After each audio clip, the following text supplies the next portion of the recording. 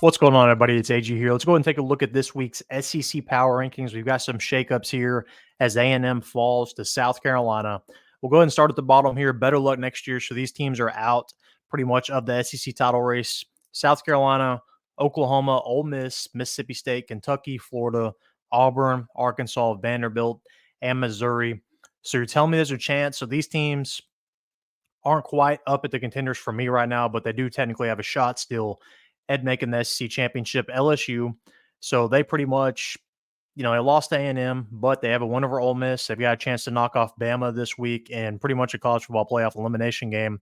But that could definitely bolster their chances to get up here if they can win that one and have a little help at the top.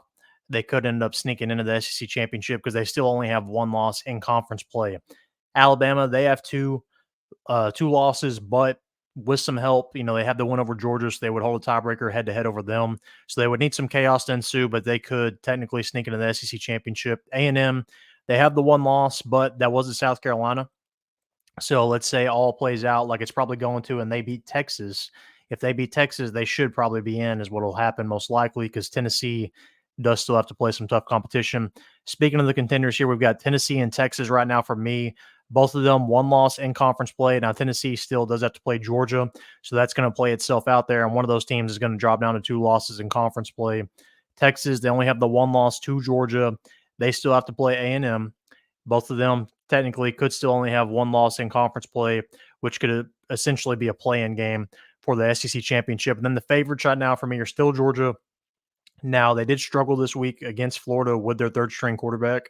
Carson Beck just hasn't looked that stellar as of late. So Georgia, are they the best team in the country? That I don't know. They have struggled at times this year, but they still have won the games and they've done what they needed to, minus that one game against Alabama where they really struggled at the beginning. So as of right now, I would probably say Georgia and Texas in the SEC championship, but who knows, with all the chaos we had last week, could easily change. But who do you think wins the SEC? Let me know down in the comment section. Make sure to like this video and subscribe.